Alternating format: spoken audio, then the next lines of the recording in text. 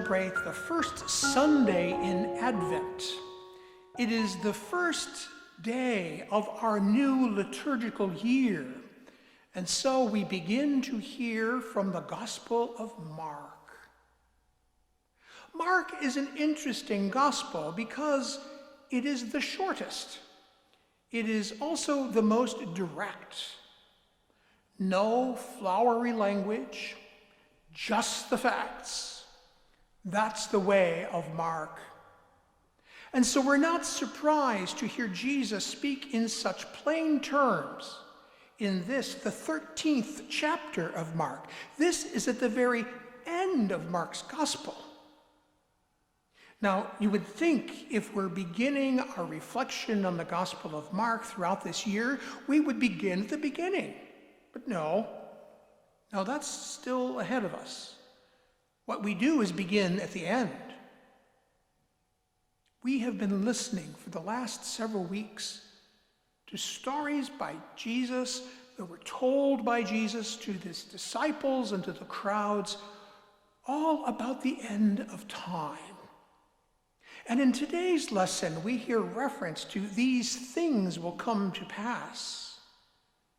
Before this passage in Mark's gospel, we hear Jesus predict the destruction of the temple, that beautiful temple built by Solomon, that beautiful temple that had been added to by so many generations after. That beautiful temple would be destroyed. No matter how big and beautiful things are, we seem to think that they ought last forever. We build them to last forever. But the reality is that someday, even this magnificent sanctuary will come to an end. We do not know the day, and we do not know the hour. Jesus tells us, but keep awake. Whether it is the end of our own individual lives, or it is the end of the world as Jesus describes it here, makes no difference. We must always be aware of the presence of God in our midst. That's what Isaiah was talking about. In that first lesson, we hear how the people were wonderfully aware of God's presence, and then suddenly they didn't seem to be able to see God anymore. It seems that God took a little vacation, perhaps. And so, Isaiah says, they sinned. They committed iniquity, all because God was not watching. From the time we were little children, we were told that God sees everything that we do. And in some ways, that was intended to put the fear of God into our hearts, as it is said. But that fear is not a fear of something of which we need to be afraid, but rather it is that reverential fear that acknowledges that God is the source of all good things, and God is the very source of our life itself. And so we must always be aware of God's presence, else we will take this wonderful gift that God has given to us, and we will begin to waste it. We will become selfish and think that we can hoard it. We will think that we can hold on to it, when we have learned in the last few weeks, you can't take it with you.